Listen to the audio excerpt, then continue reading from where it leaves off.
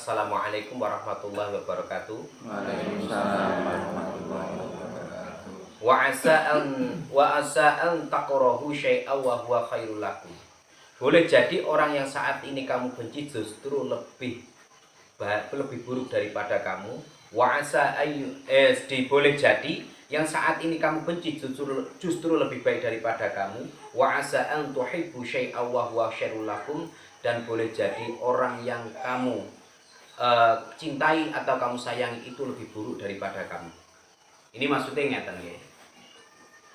Ketika waktu sampean ibarat iku wis seneng ning wong, jatuh cinta kepada orang, tapi kamu nggak tahu artinya itu tadi orang itu dekat dengan kamu itu seperti apa, atau ingin berbuat zalim kepada kamu, atau ingin ada udang di balik bakwan. Segitu sebaliknya, ketika waktu orang itu kadang kelihatan kamu itu benci kepada kamu, sampai benci, tapi orang itu kadang lebih baik dari kamu, tiap hari kita didoakan kita nggak tahu. Ngerti? Makanya ada dua kata, lupakanlah. Ada dua hal yang kamu harus dilupakan dan ada dua hal yang kamu harus diingat. Yang pertama, lupakanlah kamu ketika waktu kamu mau berbuat baik kepada orang, dan lupakanlah ketika waktu orang itu sudah berbuat buruk kepada jenengan. Itu lupakanlah. Ketika waktu sampai berbuat baik dan orang itu pernah berbuat buruk kepadamu, lupakanlah. Jangan sampai diingat lagi. Tapi ketika itu juga seperti itu, ingatlah orang yang sudah berbaik kepada kamu, dan ingatlah ketika waktu kamu sudah berbuat buruk kepada orang lain. Nggih. Dadi belajar sing ngoten niku. Ketika waktu sampai berbuat baik kepada orang, ora usah diingat-ingat. Enggak usah diingat-ingat lagi, enggak usah dieling-eling neh. Wis bene, seperti ketika waktu kamu membuang nafas, kayak kamu sedekah, wis enggak usah dieling-eling neh. Seperti kamu membuang nafas ya. Ketika waktu kamu membuang nafas, kamu juga enggak ada beban. Ketika waktu kamu membuang nafas juga enggak ada beban. Enggak ada ganjalan. Itulah sejatinya ikhlas. Karena ketika waktu kamu mengasih sesuatu itu enggak ada kepentingan lagi. Itu kamu ngasih saja. Kalau kamu ada kepentingan biar saya itu ngasih dapat, biar agar saya itu dapat gini, itu enggak ada jaminan. Tapi ketika waktu kamu mengasih, ya ngasih saja. Makanya Sayyidina Ali pernah berkata, lebih baik memberi satu suap nasi kepada perut yang lapar daripada membangun 1000 masjid.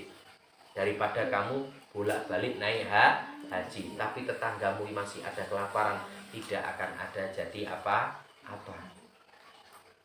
Kemarin saya sudah sering bilang toh, ada orang itu ibadah mulai dari 15 tahun sampai umur 90 tahun sampai 100 tahun. Dia itu enggak pernah putus untuk setiap hari sholat tahajud, setiap hari sholat, setiap hari ibaratnya munajat kepada Allah, setiap hari sholat 5 waktu, enggak pernah putus sampai umur 96 tahun dia. Tapi ketika waktu itu, dia itu waktu malam, jam 2 malam, sekitar malam, dia itu mau melakukan sholat tahajud. Ketika waktu dia keluar mau ke sumur, atau kalau orang kamar mandi kalau orang dulu kan di luar toh, jarang toh kamar mandi di dalam zaman dulu. Ketika waktu di luar, ada orang itu berjubah warnanya bersinar, tapi sedang membawa buku, duduk di atas sumur itu tadi. Akhirnya orang yang merasa ibadah itu kaget, ditanya, siapa kamu? Akhirnya orang berjubah yang berwarna putih tadi bilang, saya adalah malaikatnya Allah. Apa yang kamu bawa itu? Ini adalah catatan orang-orang yang dikasihi oleh Allah. Ini catatan orang-orang yang kekasihnya Allah, atau yang dinamakan waliullah, orang-orang yang beriman kepada Allah. Akhirnya ketika waktu orang itu melihat seperti itu, akhirnya di hatinya merasa bangga. Karena jelas catatanku di situ ada.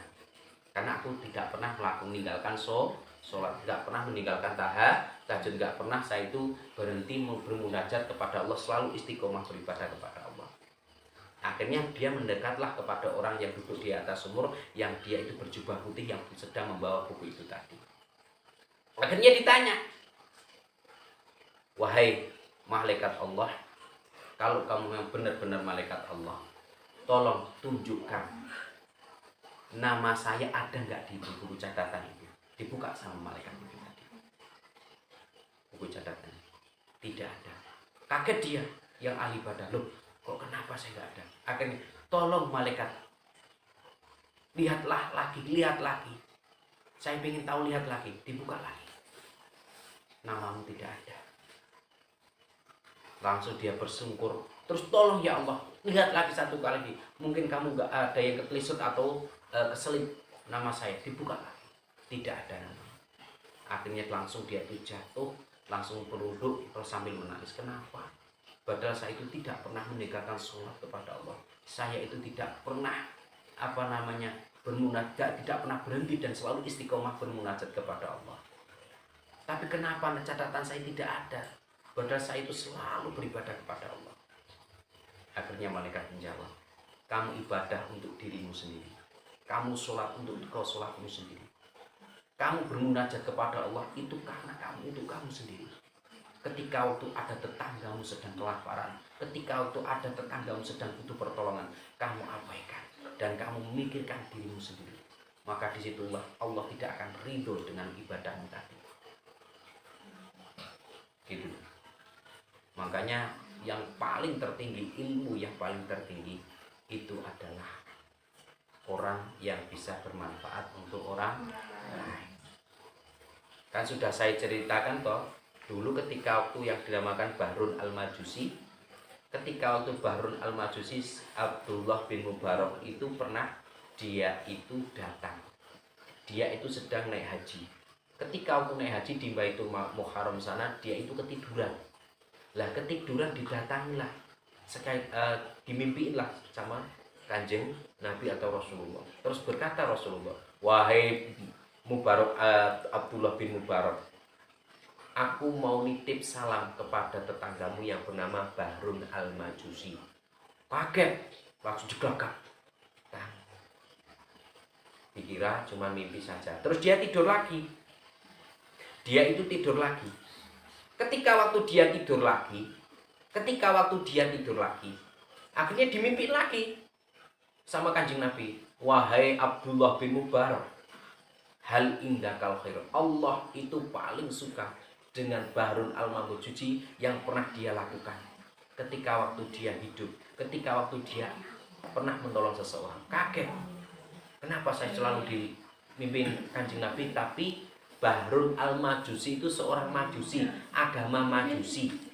Agama Majusi itu berarti bukan agama Islam, agama kafir. Tapi kenapa Allah itu sampai menitipkan melalui Kanjeng Nabi dan saya disuruh menyalamkan, mendatangi Bahrun Al-Majusi, disuruh titip salam. Rasulullah titip salam kepada Bahrun Al-Majusi kalau Rasulullah senang banget, Allah itu senang banget dengan perbuatan yang pernah dilakukan. Akhirnya dia nggak percaya lagi. Abdullah bin Mubarak tidur lagi. Ternyata ketiga kali dimimpiin yang seperti itu tadi. Ketika waktu dimimpiin itu tadi, Bahrun Al-Majusi tetap mimpinya yang sama. Tolong sampaikan kepada Bahrun Al-Majusi kalau Allah itu hal indakal khair. Allah itu suka dengan perbuatan Bahrun Al-Majusi. Akhirnya dia penasaran. Baru dia bangun, akhirnya sudah selesai dia naik haji, terus dia pulang kepada kota Baghdad, Irak. Ketika waktu dia balik kota Baghdad, Irak, dicarilah yang bernama Bahrun Al-Majusi. Dicari sampai ketemu. Akhirnya ketika waktu dia dicari ternyata ketemu kepada golongan kaum-kaum orang Majusi. Nah ketika waktu dia sudah ketemu, baru ditanya, kamu yang bernama Bahrun Al-Majusi, orangnya sudah tua renta, kira-kira umurnya sudah 90 tahun. Ditanya, kamu yang bernama Bahrun Al-Majusi? Iya, saya yang bernama Bahrun Al-Majusi. Kenapa? Perkenalkan, nama saya Abdullah bin Mubarak. Saya cuma mau bertanya, pernahkah kamu berbuat baik kepada seseorang sehingga ketika waktu itu kok Tuhan saya yang bernama Allah dan Tuhan saya Allah dan Nabi saya bernama Muhammad bin Abdullah atau Rasulullah itu kagum dengan perbuatan kamu, suka dengan perbuatan kamu. Apa yang pernah kamu perbuat? Akhirnya dia pikir-pikir, pernah ya apa ya saya perbuat? Ya saya nggak perbuat apa-apa. Oh mungkin saya itu mempunyai anak 8.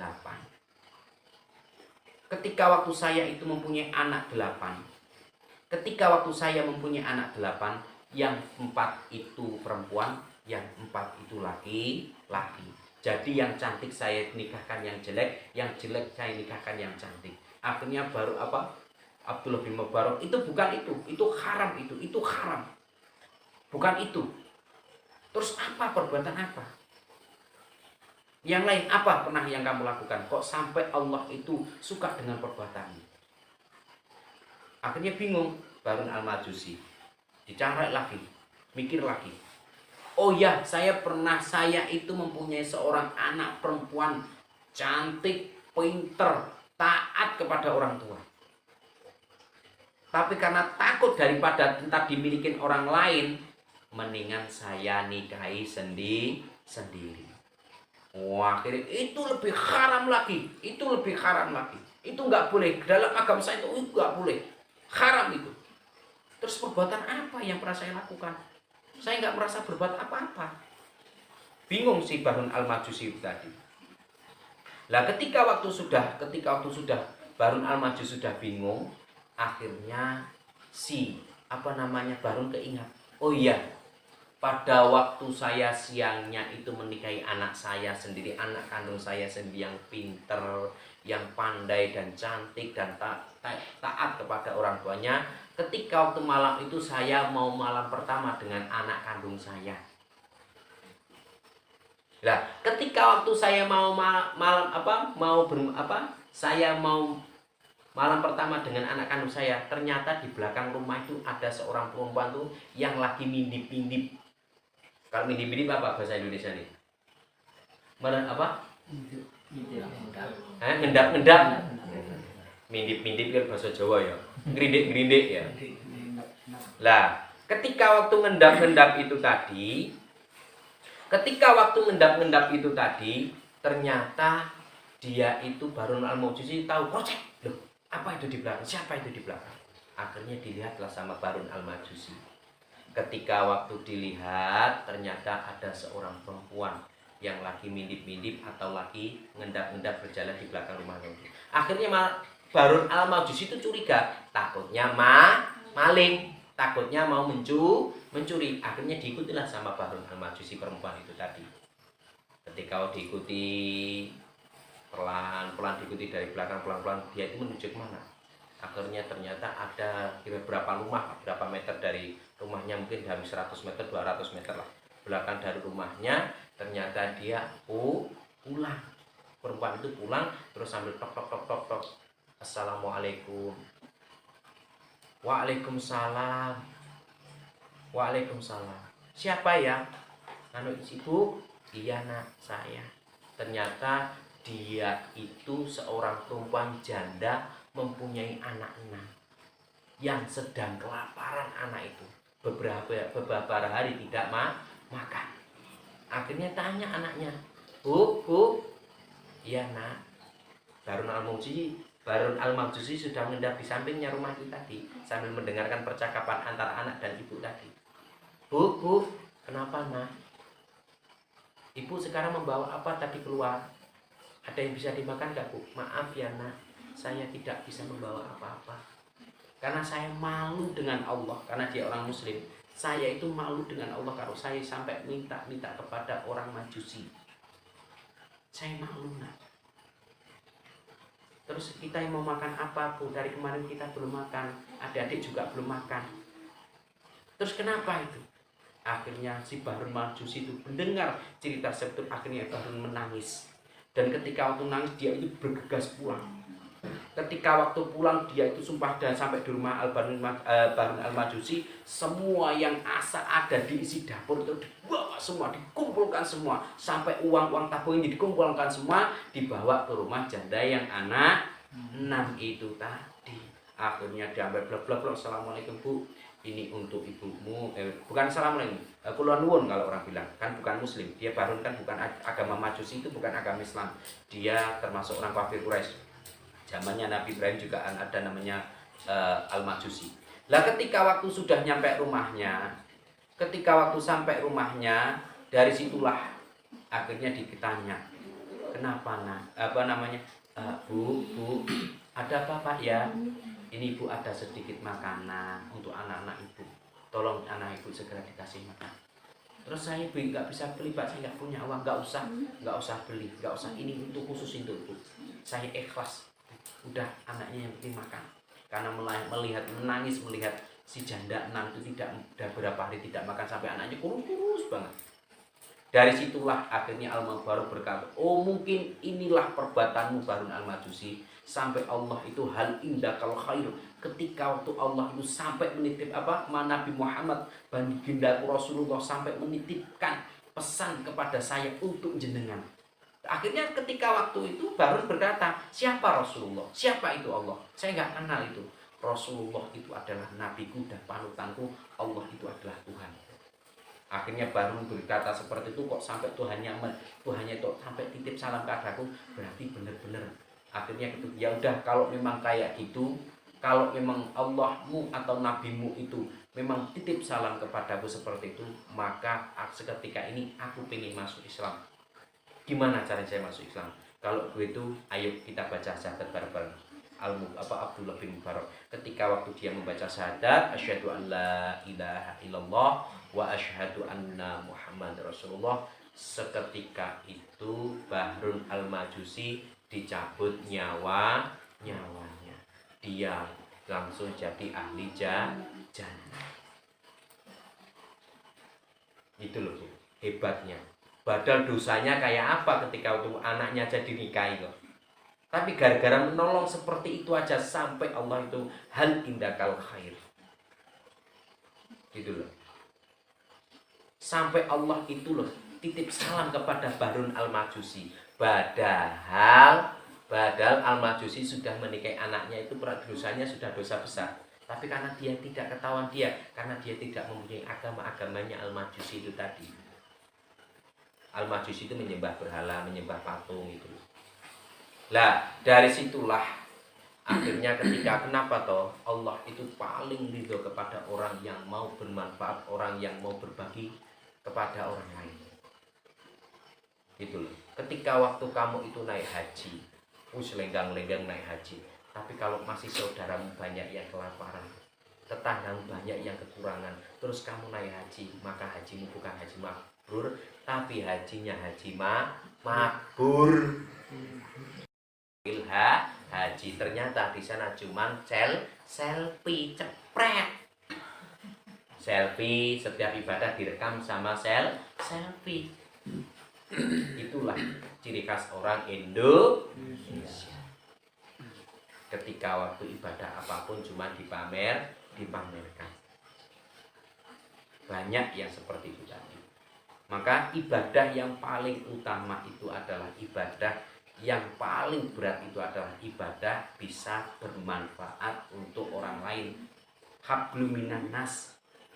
Kalau kita itu orang Majusi aja lah mau bersedekah, masa kita? Contoh sekarang nggak usah jauh-jauh, orang Kristen aja lah banyak yang sedekah, ya kan? Contoh kayak KDS ini siapa yang punya, orang Cina, tapi setiap tahun dia itu memberikan zakat, padahal dia bukan Muslim, tapi dia itu memberikan zakat berapa truk itu. Padahal bukan orang Muslim, dia itu masih berkorban mau memberikan zakatnya. Sedangkan kita orang Islam aja loh, ketika waktu kita cuman sedekah kadang cuman memberikan zakat fitrah karena diharuskan. Kalau nggak diharuskan kita sulit kadang untuk beribadah kepada sesama manusia. Iman. Itu kan. Iman. Maka dari sinilah kita harus tahu tujuan kita hidup itu bukan ketika waktu kita hidup beribadah saja kepada Allah, bukan, tapi harus bisa bermanfaat untuk sesama. Itu yang paling penting. Karena apa toh? Ya ayyuhalladzina amanu ista'inu bis-sabri was-shalah Innallaha ma'as sabirin. Wahai orang-orang yang beriman, mohonlah pertolongan kepada Allah mohonlah pertolongan kepada Allah dengan sabar dan sholat. Dengan sabar dan sholat. Karena apa toh, setiap apapun kok dibarengi dengan sabar. Karena keinginan kita belum tentu kita dapatkan. Janganlah kita hidup sesuai kemauanmu, tapi hiduplah sesuai kemampuanmu. Kita kemampuannya cuma segini, tapi kadang bayangan kita terlalu tinggi. Akhirnya tidak ada rasa syukurnya dari situ. Pengen urip mewah. Kalau delok ya katong nggone wis duweni apa-apa, awake dhewe urip seprene rapi seprene ora enek apa-apa. Delok kan tanggane awake dhewe iso tuku mobil, tuku omah. Ya wis lek ngono, aku tak lunga ning Taiwan ae. Ya enggak? Banyak yang seperti itu. Ketika waktu sudah ke sana, ternyata sudah nyaman di sana, suaminya enggak begitu dibutuhkan. Ketika waktu suaminya sudah tidak dibutuhkan, akan diberi surat cerai. Banyak kan? Makanya zaman seperti itu pernah ada kata-kata orang Jawa bilang, besok kalau tahun 2000 ke atas banyak anak-anak bangsa, anak-anak Indonesia yang sudah tidak nyaman hidup di tanah Indonesia, terutama di tanah Jawa. Banyak perempuan-perempuan Indonesia, perempuan-perempuan tanah Jawa yang sudah tidak nyaman hidup di tanah Jawa. Zaman seperti itu akan datang dan zaman itu akan ilangi wong lanang ilang prawirane. Banyak anak-anak perempuan yang sudah pergi ke sana, budaya sana dibawa ke tanah Jawa. Akhirnya apa? Banyak anak perempuan yang sudah hilang urat malunya, jogetan, bodine didudohne, ya ora, sampai kadang doblejet barang, sampai telanjang, diperlihatkan dengan bangganya, memperlihatkan kemolekan tubuhnya. Itu ketika waktu zaman seperti itu, jangan salahkan para laki-laki itu sudah tidak ada harga dirinya di mata perempuan. Dari situlah akan banyak timbul bencana alam, akan banyak yang dinamakan tanah longsor, akan banyak yang dinamakan bencana yang sekarang ini kita rasakan. Karena sekarang nggak usah jauh-jauh, saya itu numpang di rumahnya jenengan.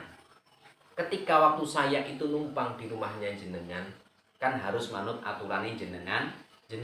Kalau rumahnya sampean saya buat maksiat, saya buat mabuk, saya buat yang tidak sesuai dengan aturan di tanah Jawa, yang tidak sesuai dengan aturan syariat Islam, kira-kira saya diusir nggak sama kan jenengan? Kalau saya itu sudah rumahnya jenengan saya buat acak-acakan, rumahnya jenengan saya, pokoknya saya berantakin lah, saya buat maksiat, kira-kira saya diusir nggak sama yang punya rumah? Diusir ya. Sama ketika waktu di tanah Jawa. Ketika waktu tanah Jawa sudah tidak kuat dengan menampung seluruh kelakuan manusia itu tadi. Sampai katanya manusia laut aja diminum, gunung diuntap. Sampai gunung aja dimakan lah manusia itu. Coba sekarang banyak gunung gundul. Sampai tumpah itu habis gunungnya John.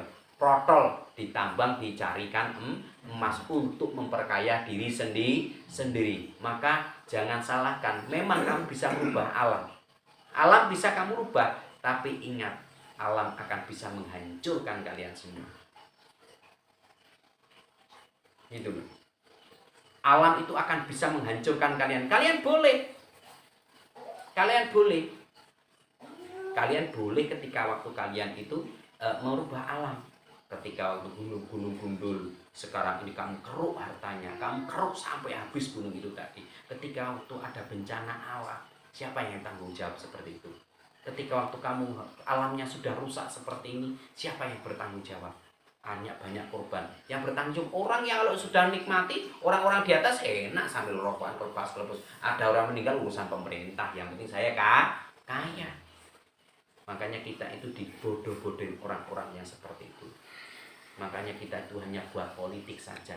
Yang miskin akan semakin miskin, yang kaya malah semakin kaya. Kalau kita salah milih pemimpin yang baik. Itu lagi. Makanya hati-hati. Sekarang ini zaman yang sudah seperti ini, banyak bencana alam, banyak musibah, banyak gempa. Ketika waktu hari-hari seperti itu, maka perbanyaklah ingat kepada Allah, perbanyaklah kebaikan sebelum ketika kita mendapatkan apa yang ditetapkan oleh Allah. Gunakanlah waktu sebaik-baiknya, karena waktu akan terus berjalan. Yang paling jauh adalah masa lalu kita, yang paling dekat adalah kematian kita dan masa depan kita. Dan waktu itu nggak akan pernah berhenti. Saya sudah ngomong 1 jam tadi, dan saya tidak bisa kembali ke 1 jam yang lalu. Waktu akan terus berjalan dan umurku akan semakin berkurang. Ketika waktu umur berkurang, apa yang kamu banggakan kalau kamu cuman hidupnya mencari kekayaan tanpa kamu pikirkan yang mempunyai kekayaan. Kamu cuma memikirkan apa-apa tanpa kamu mikirkan yang punya apa-apa. Sampai Allah itu berkata di dalam hadis qudsi dengan Nabi Muhammad, sampai apabila ada umatku yang mencintaimu dunia, maka perbudaklah dia. Maka kamu akan dibudak oleh dunia.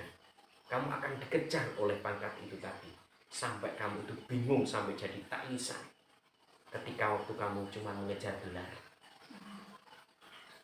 Gitu loh. Maka kamu akan dibudak oleh dunia.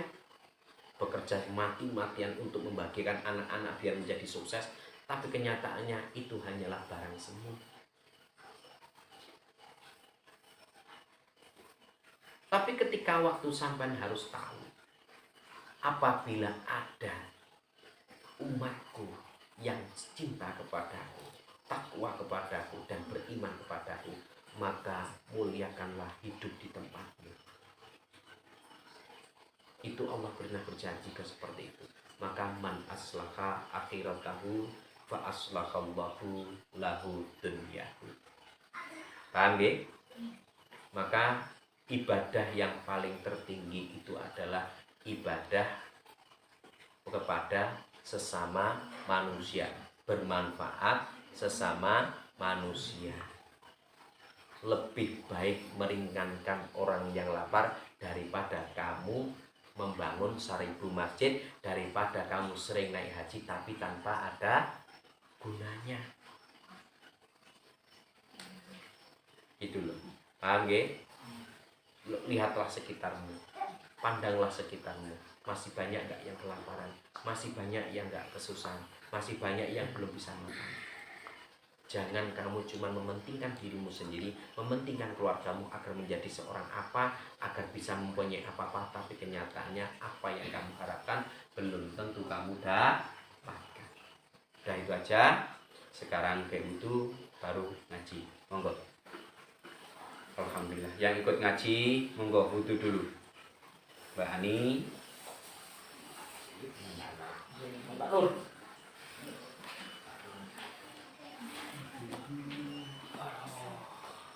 Ulil ikut ngaji apa enggak Ulil?